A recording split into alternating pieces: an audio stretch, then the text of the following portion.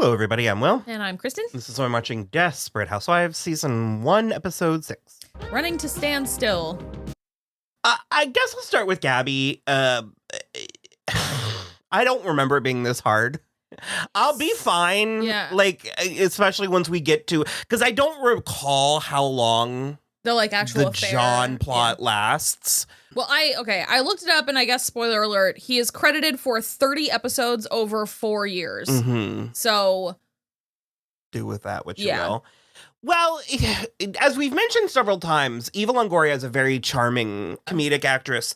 And there's a moment in this episode, the plot is that she's still sneaking around having the affair, and they find out Juanita is still around, and they find out that John and Danielle are like friends because they're like the co-presidents of the celibacy club. I wasn't aware you two were friends. Yeah, we go to the same school. Mom, if you need anything, we'll be upstairs in my room studying. Have fun. Doesn't it make you nervous? A boy alone upstairs with Danielle? Oh, no, I don't worry about John. Both he and Danielle are in the abstinence club. It's so gross, but it's so true. Yeah. The 2000s were a wild time. It was like everybody, all of the Disney kids, all three Jonas brothers. I still feel like I when I think back to like 2003 and 2004, it feels like progressive. Like, get with the 90s, yeah. And then I like watch some of this stuff and I'm like, Lee. Yeah. I just remember it was like they were both full adults and people were still speculating about whether or not Britney Spears and Justin Timberlake had had sex.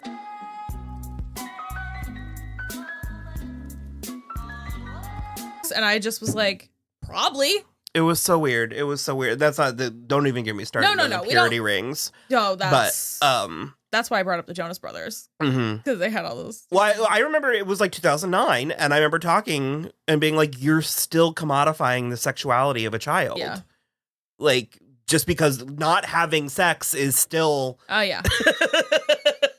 Don't get me started on that Purity Ball documentary because it is disgusting. Anyways, so we find out that Juanita has a gambling problem. I hate playing three-handed poker. Let's take a break. I'll play. You play poker? I used to play a little with my grandfather. Oh, I notice you just playing for chips, huh? It's always more fun to play for money. Why not? 50 cents a bet? Make it $1. $20 buy-in. And Gabby uses that to her advantage, I guess. I went gambling instead and I lost. It couldn't have been much. I used Carlos's credit card. Okay, well, how much did you charge? I don't know. It stopped working. This thing has like a $15,000 credit limit. Oh. she stays overplaying her hand. Yeah. But what I was getting to, I think that I'll even out with Gabby because I don't remember it being quite this cloud. But there's a scene where she is reckoning with or reasoning with Juanita. It's after she takes her to the casino. Yeah. Where she sets her up because they're playing chicken, and the funny thing is I like Juanita. Yeah. Well, okay. Is it just that Gabby needs the foil? Well, Gabby needs a foil, but also Lupe is amazing. So she brings like so much to every role that she does. The point that I was trying to get at is seeing Gabby in cahoots with Juanita is what I want. It's a lot more narratively satisfying. And it's like, okay, yeah. I need Gabby. I'm fine with her being a bad, like, I'm fine with her doing bad things. Yeah. I don't want her to be a bad person. You don't have to believe I'm a good person, but at least believe I care about my husband. I totally get that. And the thing for me, too, is in the first place, I think she should leave the, like, Lucille Ball levels of physical comedy to Terry Hatcher. Because Susan is kind of a sad sack, she carries it off better. But, like, having Gabby knock down a wood pile and fall over a fence into the bushes is not good. It's especially in that outfit. And the second thing, too, she looked like Paris Hilton. Isn't it sexist of us to generalize like this? She looked like she was wearing Paris Hilton's clothes. Before she got a stylist, like Peak. What was the show? The Simple Life. The Simple Life. So the other thing too is that it, with all of the scheming and the chicken, like you said, and the bluffing between her and Juanita. Because Juanita tries to get Yao Lin fired, yeah. and that's where that's where Carlos admits to Gabby, because she's manipulating him as well, that she has a problem. And so Gabby knows Juanita has this problem when she sets her up for failure, in which she spends like $15,000. $15,000. They stay throwing $15,000 every episode. Something that's the least mouse is $15,000. So, like a couple things today. My original point was they're playing all of these things for just like frivolous comedy, whereas like these are very real consequences for real people. Like Gabby is committing a crime.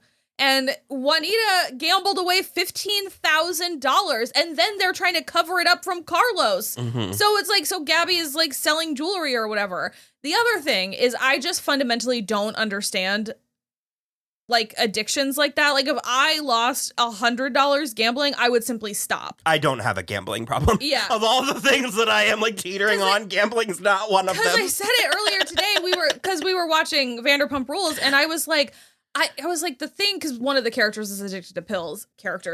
They're real people. One of the real people was addicted to pills. You said what you said. I said what I said. I feel like I do have kind of an addictive personality, but not for anything that's dangerous to me. Because, like, I like to eat and stuff, but it's also, like, I just like things. Like, I like to get things. And I guess I just fundamentally don't understand how you can... If you don't have $15,000, how are you trying to lose $15,000? You know what I mean? Like that. Because she thinks crazy. She's going to. No, I get it. I get that part of it, but to me, I don't think I could like get that deep down that hole. Like it's crazy. You also have to remember that you and me went to Vegas for my brother's 21st birthday. Yeah. And we gambled sensibly $100 at like the coin slots. Yeah. And we called it a day when we were like, I broke even. No, yeah, and I ended up banking with like $170 or something. And you bought us tickets. And I bought us tickets to go see Holly Madison at Peep Show. Starring Holly Madison of The Girls Next Door, Peep Show is the hottest new show on the Strip. I mean, at 21, that's our parameters. And I also, he was 20. We were 24. Sure. 23, 24. But also, you're right. We only played like the quarter slots. Mm-hmm. And I only played the mermaid themed ones. We found one in every casino we went in. I forgot about that. And one of them paid me out $60. And I was like, hell yeah. Because Mike he was playing. Mike James was playing poker, and he ended up making like money, like 15,000, like $7. Like he made $1,000. Yeah, I don't remember how much, but regardless, the point I wanted to get was just that truce between the two of them. I needed that so much. This is what we'll do. I'll sell some old jewelry, pay off the credit card, and Carlos will never find out. You would do that for me? Of course I would. Why wouldn't I? Well, for starters, you hate me. Oh, that is overstating it. A little. It was short-lived. Yeah. But I think the fact that it's there it helps, bodes well. Juanita did catch wise that she was being real weird with John. It took a while. Yeah.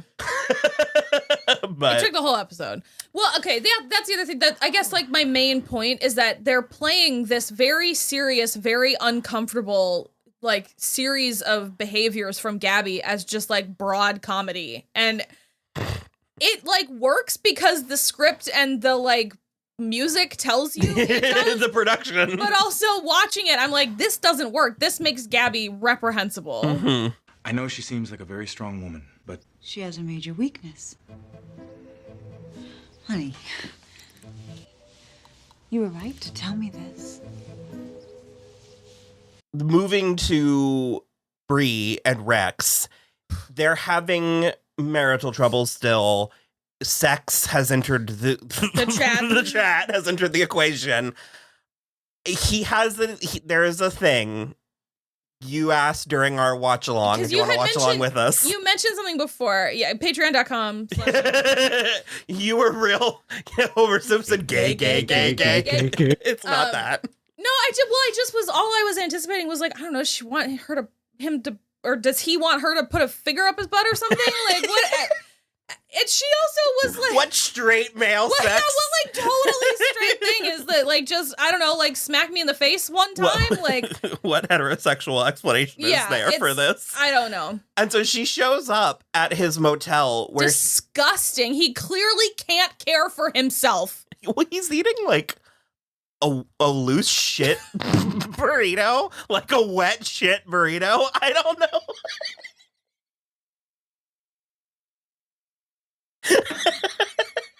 It does look like a little shit. Well, because the way he went at it, too, he was like... Like, how long has that burrito been sitting on top of that pizza box? And so she shows up in a full fur coat. The man at the desk said there were no vacant rooms. Mind if I bunk with you? Let's be honest, real fur. Of course. Let's call it like it is. Her hair is amazing. She's wearing a little pearl choker. Again, heels. when this show was on, all I remember is all the talk about how they were old. And I'm like, where? I'm sorry. My tits have never looked as good as her tits look in that bra. Like, ugh. Sure is nice and toasty in here. But where are you with that scene? Okay. I compared it to the very similar scene from American Beauty, where It's a water ring, right? it's redacted. It's Kevin Spacey. He and Annette Bening are like about to have sex, and he's got a beer in his hand that's about to spill on the silk sofa, and like.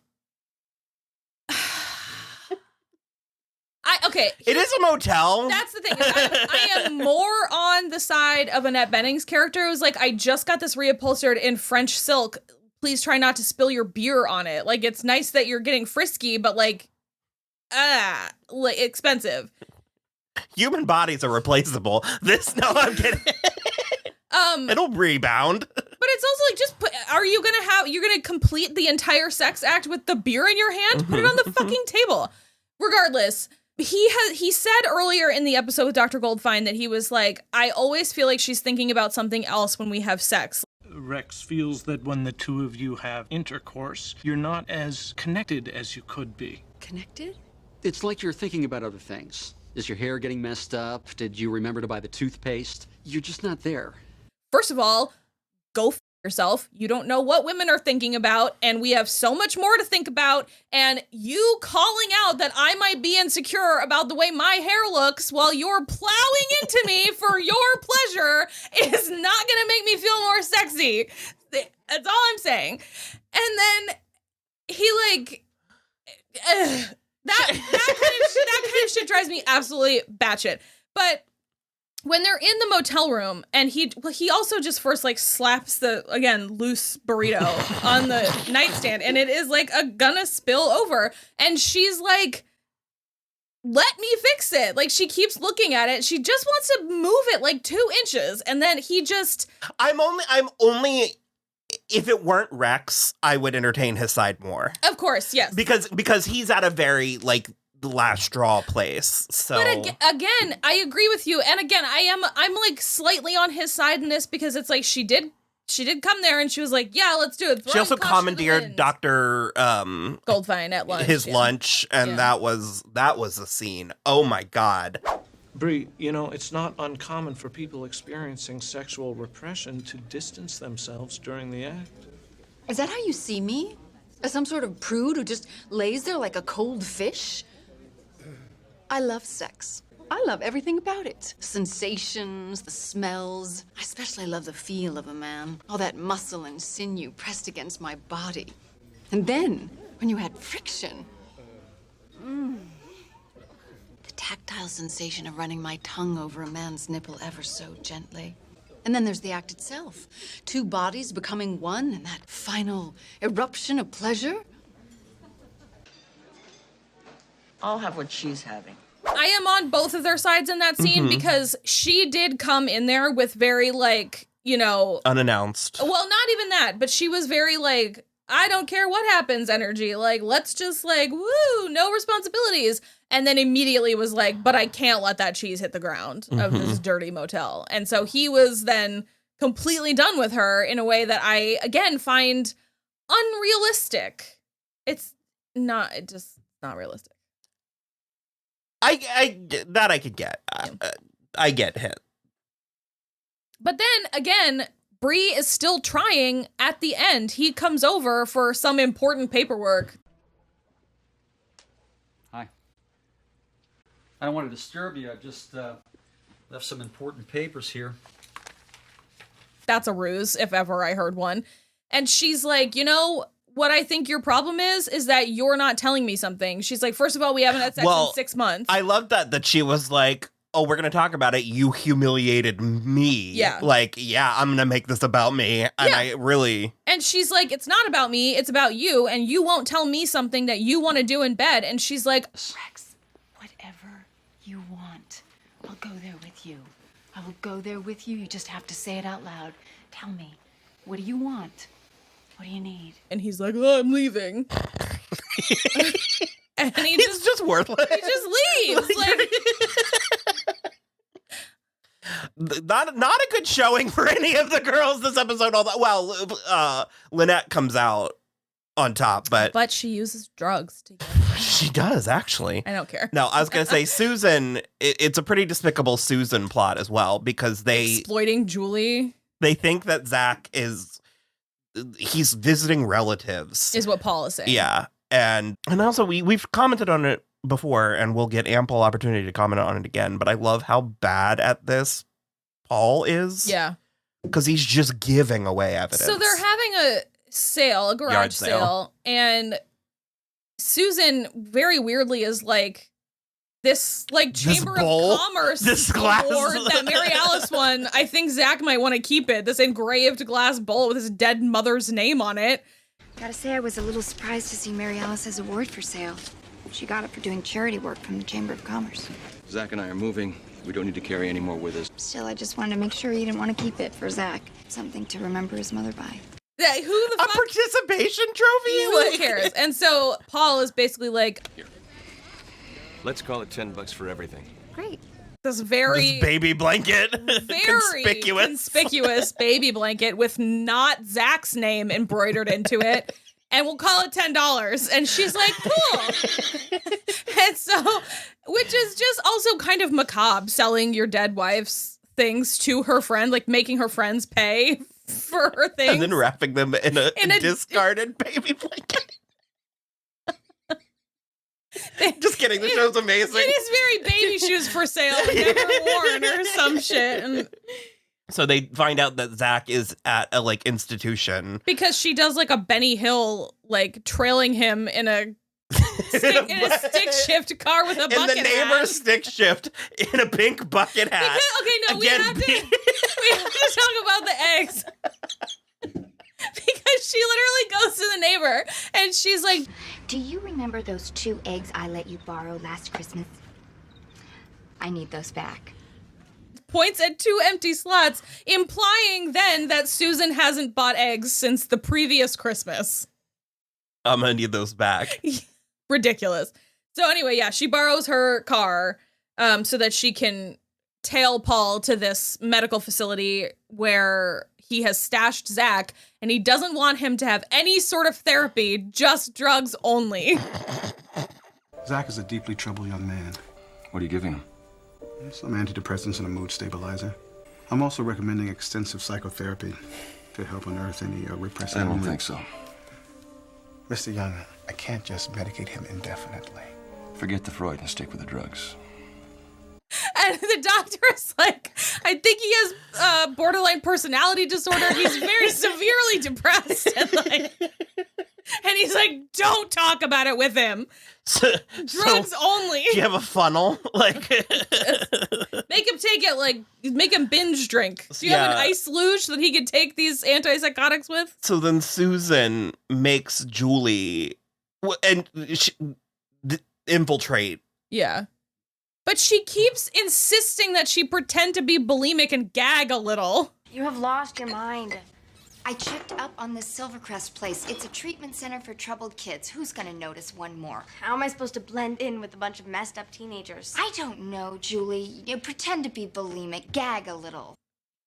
Says the one. No, then later she makes a gesture. She makes a gagging yourself gesture. And I was like, Susan, that is a serious condition. Anyways, Julie gets in and does find Zach, and all he's able to say is something about Dana, which is the name on the baby blanket. That's all that she's really able to get out of him because he's really out of it from all of the drugs. before a nurse comes in and is like, this patient isn't allowed visitors. And so she leaves and she basically like, that's it. She's like, all I got was Dana. And then we obviously close in on the blanket that he wrapped that bowl in that just says Dana with like and it's also the same teddy bear that was on the teddy bear and balloons that was on the chest that he threw into the river. So I think I'm remembering what it is, but we'll talk about it off camera.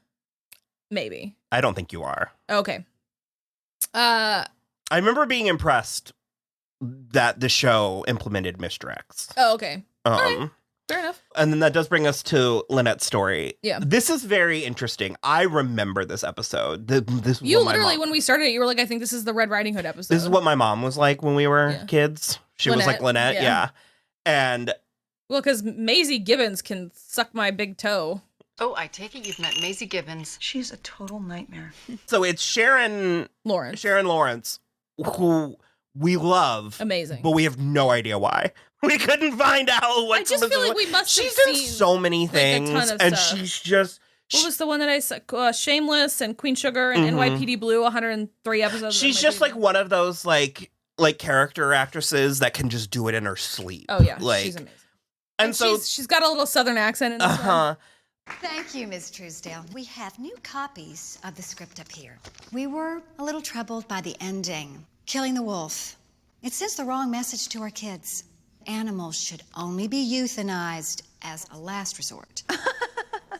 I'm a little split because I get the purpose of sanitizing things, and especially for like a school production for like little children, I can get the wanting to put a spin on it.